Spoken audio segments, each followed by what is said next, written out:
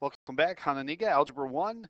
Today we're going to do section 7.3, special products. And so this is actually just the same as 7.2.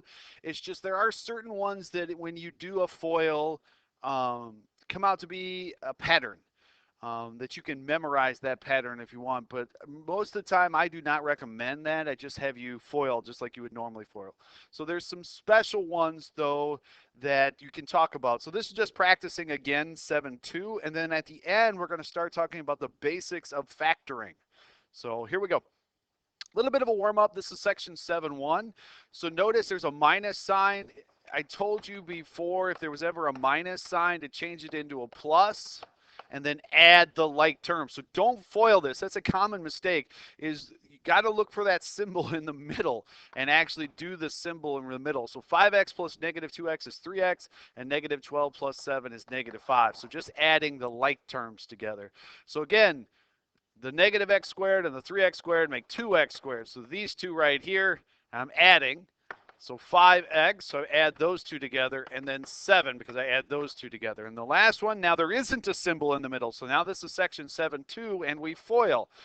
4x times 5x is 20x squared, positive 8x, negative 5x, and again, we're inner, there's the outer, and then I add any like terms, and the middle two are alike, so I can add them together. Let's make we'll do a Halloween picture here, a little jack-o'-lantern. So there's a funny looking jack-o'-lantern there. All right, next one. This is new today, and this is what we're talking about. This looks just like a FOIL question, but notice the first parenthesis is x plus 9, and the second parenthesis is x minus 9. And so what's happening is you have one that's a positive and one that's a negative, but you have the exact same binomial. What ends up happening when you FOIL this, x squared minus 9x plus 9x minus 81. Every time you FOIL the difference, meaning one's a positive, one's a negative, the middle term will cancel, leaving you just the first and the last. So there is a bit of a shortcut here if you do see the fact that you are doing that, because every single time when I get done FOILing the inner and the outer, sorry, I'm going to rewrite because it was kind of sloppy there, 10y minus 10y minus 4. So the inner and the outer will cancel because you are factoring the sum and difference. So one being positive and one being negative, but the exact same binomial will always cancel out the outer.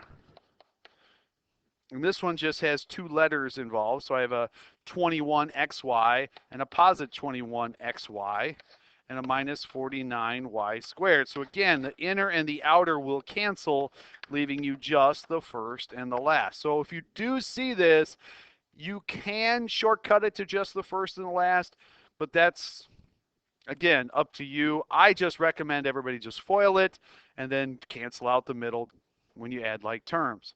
Another pattern that some of you guys might memorize is anytime you have a binomial squared. Now, big red flag here. One of the most missed questions on this. Every time you see a binomial being squared, multiply it times itself and FOIL. Don't just square both terms. That rule only applies, some of you may remember this when we were in chapter 6, that rule only applies if what is inside is a binomial, a single term. FOIL, first, outer, inner, last. And so what ends up happening every single time is the inner and the outer is always a double. It's always the same thing twice.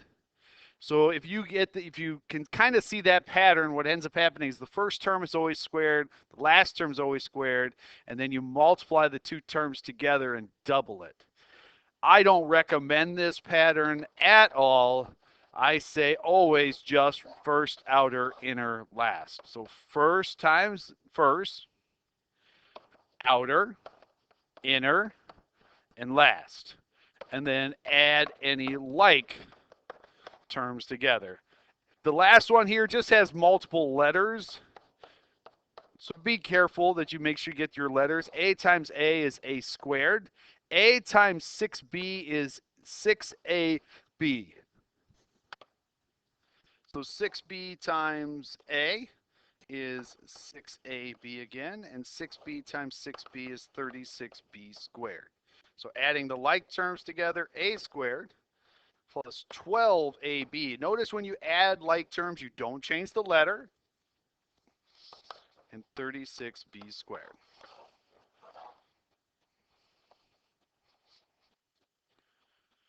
So you can memorize the pattern that we talked about here.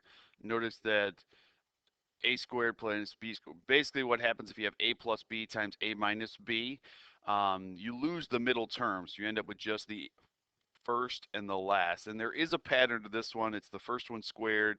You times the two together and double, and then the last one squared. I don't recommend memorizing the pattern really at all, but it can be done. I'm not trying to say that it can't be. So they want you to try using the pattern. So I'm going to just attempt it or show what it would look like. So if I took just the first and just the last, it works.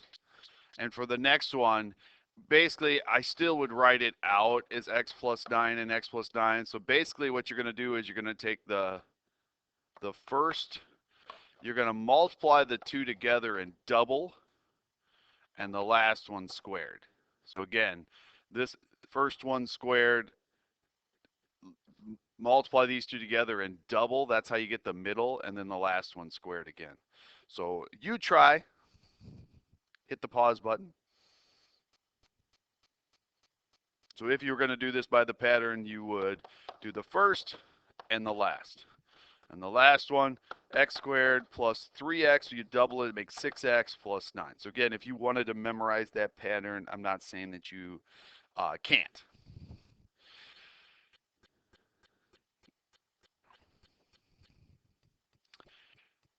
So now,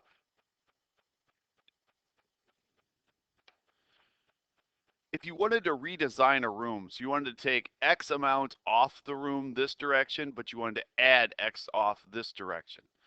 So basically this side would now be 30 minus X, and then the other side would be 30 plus X. So foiling, first, outer, inner, last, you get 900 minus 30X plus 30X and a minus X squared. So 900 minus X squared. So use the polynomial in part A to find the area if the X is 6. So 900 minus 6 squared, or 900 minus 36, which is 864 square feet. So the original room was a 30 by 30, which is 900 square feet. And so just by taking 30 off and adding 30 over doesn't mean that the original room has the exact same area. So again, which one has the larger area? The original room, which was 900. This is probably one of the bigger slides of the day. And so anytime you want to take out a GCF, or anytime we're asking to factor, it's the opposite of FOIL, or it's the opposite of distributing. So I want to take out the biggest number that I can, and what we're looking for is what's called the greatest common factor, the biggest number that is divisible into both terms. So they're both divisible by 6, and then what's left in the parentheses then is actually dividing by 6. So if I divide this one by 6 and I divide this one by 6. So it's the opposite of distributing. I'm taking the number out, not putting the number in. So I'm looking for the highest number or letter, we'll get into letters later, highest number or letter that is divisible into both terms. And so again, 7 is divisible into both terms, so I divide both of them by 7 by taking it out. You try the last one. All right, welcome back. 4 is the number that is the highest number divisible into both 8x and 20. If you have any questions, your homework assignment, going all the way back to the first page here, your homework assignment is on page 375. Please check your Google Classroom to make sure that is the correct assignment. If you have any questions, make sure you talk to your teacher, and good luck.